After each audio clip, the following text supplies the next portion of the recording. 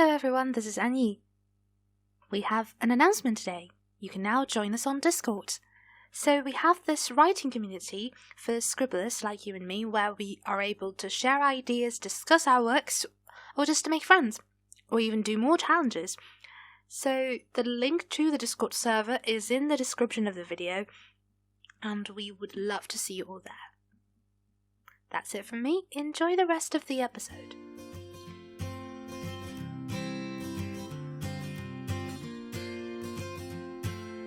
Everything has a price. Bribe him. Okay. You have to find me first. Yeet.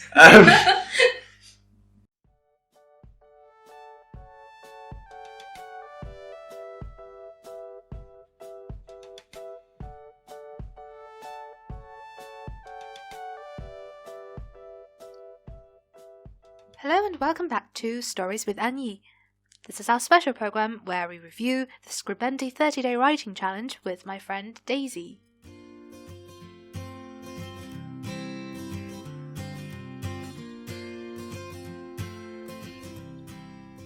Okay, so we've talked about the good and likeable prompts that we've done, but I'm sure there are, for both of us, quite a few prompts that we didn't like as much.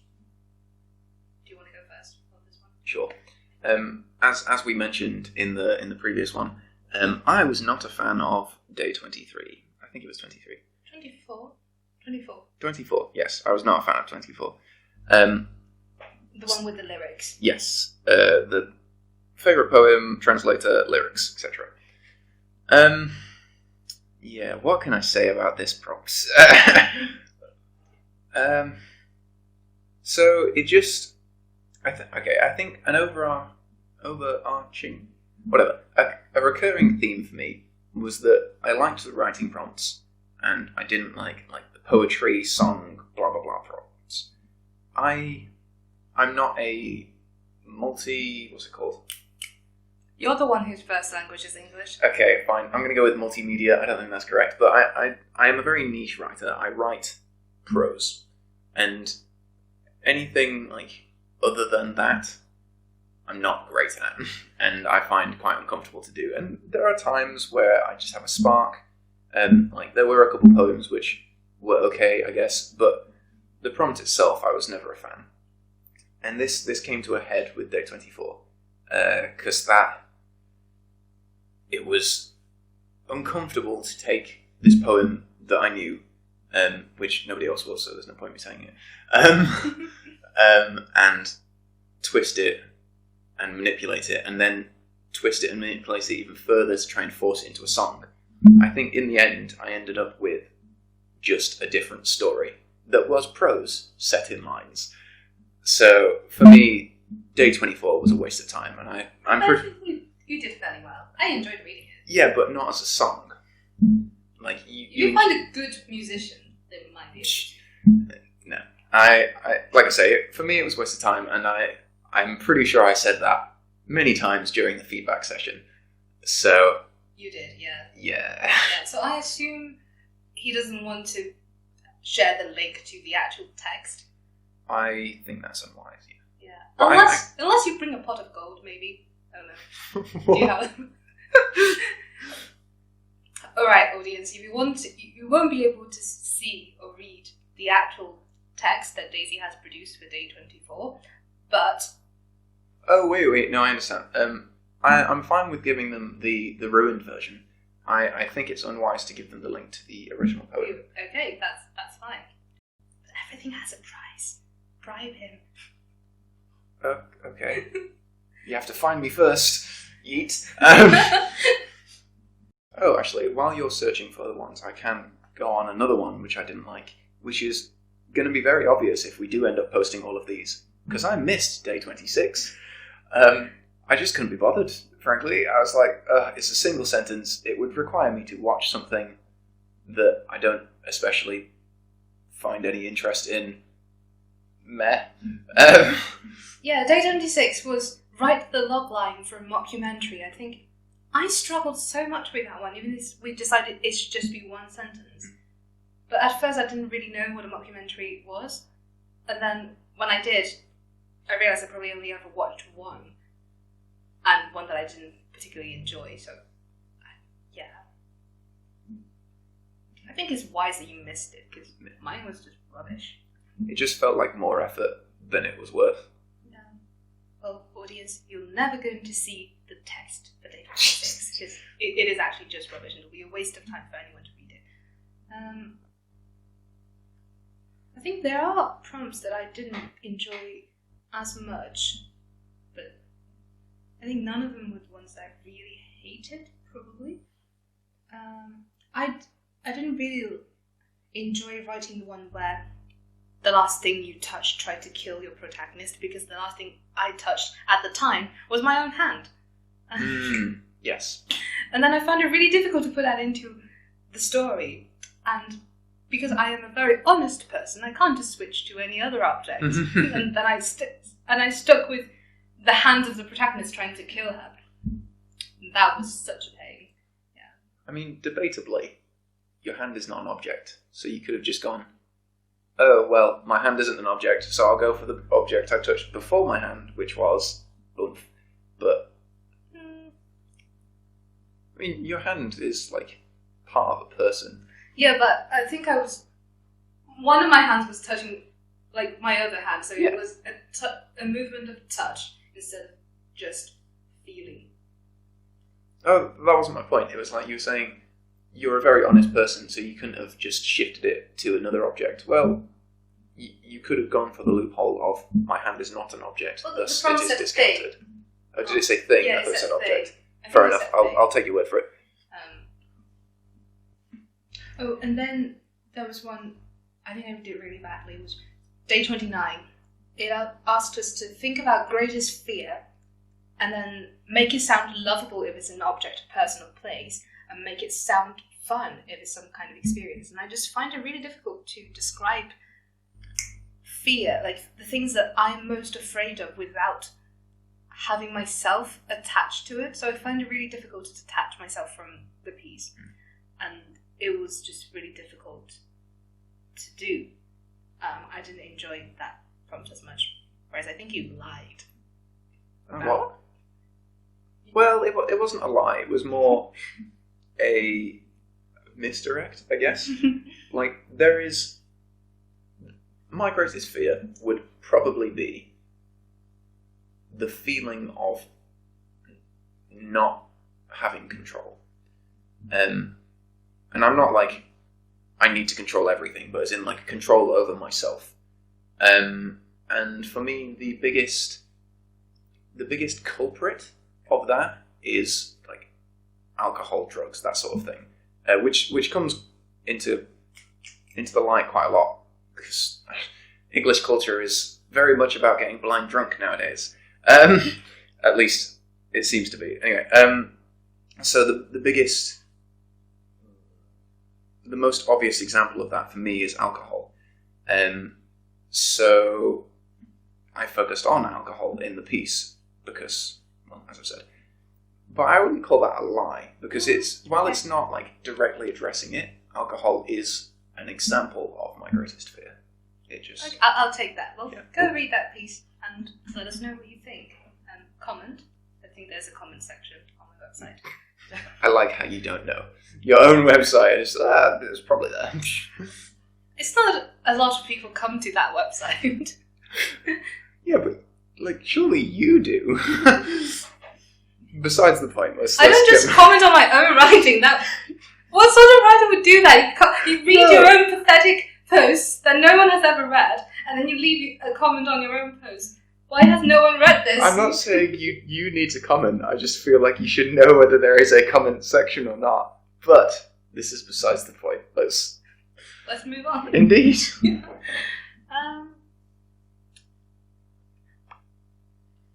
There are some really weird prompts in here.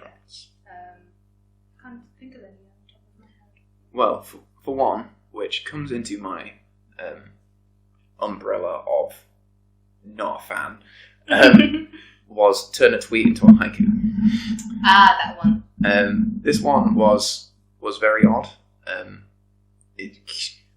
Because much like the logline thing, it was a very short one. So to combat that, we decided to do this multiple times. And how many did we end? We both went for 6. Both went for 6, okay. And to be fair, actually, the fact that this one was so short suited me quite well, because I had to take a fairly long journey that day. So I could just like tap it out when I had some spare time and then type it up onto my computer when I got home. But it felt really odd, and I don't know, because I don't know much about haikus, and I found out after having done this that none of mine were actually haikus, because they're supposed to have something to do with the seasons? Yeah, but I suppose like with English versions, they're not so strict about it. Like, well, again, I'm not an expert on haiku, but I do have a friend who studies comparative literature in Japanese and English in Japan, so I kind of just asked him, do you have any ideas what haikus are? And then he sent me a list of readings and, just information, and I kind of read a lot about haikus, which I forgot quite quickly. Again, I found it weird. I didn't hate it, but it was weird. And I think what we've done quite interestingly is I think we both went for number 6 as some kind of summary to the challenge, the prompt itself. I can't remember this, but I'm down to have a look. We have. What day was it again? It was day 9, I think. Day 9. Day 9. We have the computer with us. You went the wrong way. That's 9. A few moments later. Oh, I remembered. We took one of our friends' tweet. Yes, yeah, we did. I don't know if he knows about this, but yeah. Sorry, Mitch. Did we not tell him? We never told him. Yeah, he does. This is true. Yeah. Go follow him on Twitch. Sorry, Mitch, if you're listening to this, we stole one of your tweets and made it a writing challenge prompt. It's a good tweet, though. It's a good tweet. 10 out of 10. Yeah. What was the actual tweet? The actual tweet was, sometimes everything is horrible, but then the ice cream has little palm trees on it, and it seems like maybe everything will be okay in the end. Yeah, it's nice and wholesome, and then we just kind of sabotaged that. So we both went for... So my number 6 for the haiku was, sorry, Chronodile, I really didn't mean to stalk you on Twitter. And mine, I don't really know where you're coming from about it being a comment on the challenge, although I'll admit it has nothing to do with the tweet. Mine was, this is a haiku. It feels bizarre in English, though that's not a shock. I feel it is a comment on the prompt. Do you think? Yeah, it feels like it. Because it just feels like a comment on haikus, now that I know what they are. Yeah, well, it's not based on the tweet. Like, yeah. That's the thing that I'll give you that. There is one that I found really weird, but I did enjoy writing. I think I did a fairly good job out of it. It was day 10. The prompt was, try to convince your reader that the mythological creature of your choosing exists. I found it weird because it sort of just came out of the blue. And then, yeah, I'm not an expert on, I suppose, writing about mythological creatures. And then I decided to go with, one of the mythological creatures that comes up quite a lot in Chinese legends. So it's a fox spirit. And the format I did this was so I kind of set this in modern China, where fox spirits have their own special work department. I created this character who is a fox spirit, but I gave them like a work environment, and I presented their CV and letter of appointment where they worked as a professional fox spirit, and I listed their personal profiles and like height, special powers, their results sheet from the training and assessment courses that had been taken. So, yeah, I really enjoyed doing that. It was weird, but I like weird things. It was an interesting format, but it was clever. Thank you. You're welcome. What was the weird ones for you? Oof, the weirdest one for me. Actually, I think day 2, where we first had to... Was it day 2? Yeah, yes. It was day 2. Where we first constructed our protagonist. And so this was weird for me for 2 reasons. Number one, I find it very difficult to see parts of people. Like, whenever someone's like, oh, you are like this person, or you're not like that person, I feel like it's always a lie. People are themselves, and there is no one else who is the same or different or anything. And an extension of that is that I find it very hard to just take a part of someone.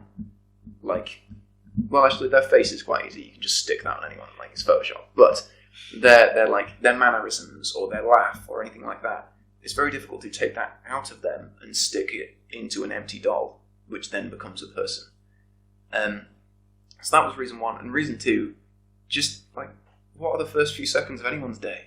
It's waking up and then wanting to go back to sleep for a while. And I felt like writing that would kind of be cheating. So I tried to do something else instead, while also setting some sort of story going, because it was clear this person was going to be coming back a few times. Yeah. We might want to tell the audience what the prompt actually is, because we didn't do that. So did we not? Oh, no. My bad. Okay. Yeah, the prompt was, think of 3 people in your life. Give your character the hair and laugh of person 1, the face and bedroom of person 2, and the wardrobe and mannerisms of person 3. This is your new protagonist. And then we are asked to give them any other characteristic that we like. And the prompt itself is describing only the first 60 seconds of the character's day. For any of you who have been following my Weibo and YouTube, if anyone knows that exists, I did make a test preview for my day 2 prompt. So that was the one that I recorded. Yeah. It got 4,000 views. Congrats. Yeah, on day 2. Mm-hmm. So, yeah. Anyway, and thanks to everyone who has been watching and reposting and liking and commenting on that particular test preview. I really appreciate it. Yeah, so as you said, it was really weird just picking up fragments of people and then create a new character for that. I found it really bizarre. I think the protagonist that I have in my mind now is actually not just patch-ups of those 3 people as day 2 prompt asked me to do. I did give them a lot of other characteristics that made them a real person. But I want to shout out to my friend Janet, who very generously lent me her face and room for this prompt. You know, have I ever told you about this? So my friend Janet, who has read the thing I wrote for day 2, because I said, well, it's your face, I might as well show it to you. And she was like, I like the idea. And then she wrote another piece based on that. She kind of, well, obviously she didn't know, well, she didn't go through the same path as I did with Mingru, but she wrote her own story where the beginning of that day was the beginning of the whole story, and it's about time travel and all that. So it's actually a really nice piece. And then my other friend, the typo girl, yeah, sorry, if you're listening, you are the typo girl now, and you're never going to shake that off. So my other friend, the typo girl, who has also read that piece that Janet wrote, was like found this really interesting idea from a minor detail in one of her settings, and was like, I'm going to write my own story based on that. I think they're both still writing their pieces, but yeah, well done to them. So it kind of snowballed into various directions. That's quite interesting. Sorry, typo girl. Oh, and this one. I don't know whether to include this into weird, or negative prompts, but you're now a dragon. Describe your horde. It was day 11, yeah. Because I remember finding that really difficult. Again, not an expert on dragons or how their horde looked like, but I was thinking more about how do I describe it? Because just saying this is what it looks like feels wrong and boring.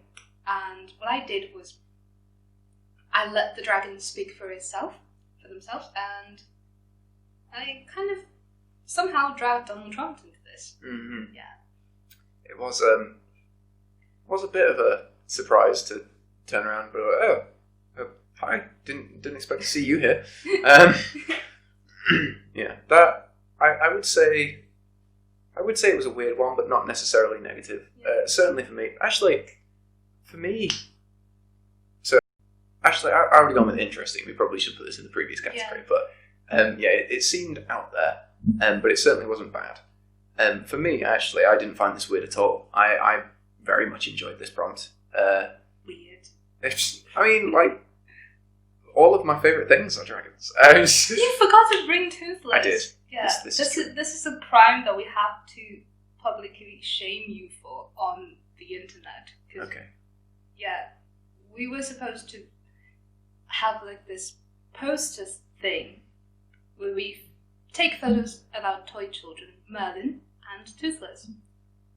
And then he forgot to bring Toothless. He's just so comfortable in his new throne. He just didn't want to move. Yeah, and then poor Merlin, who hasn't really seen his friends for a while, is really sad. Oh. Poor Merlin.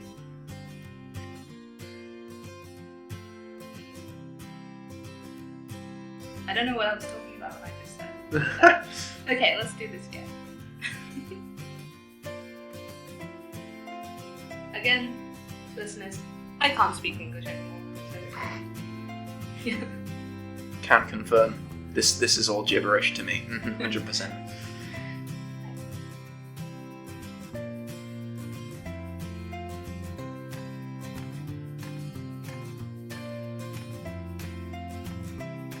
Thank you for popping by.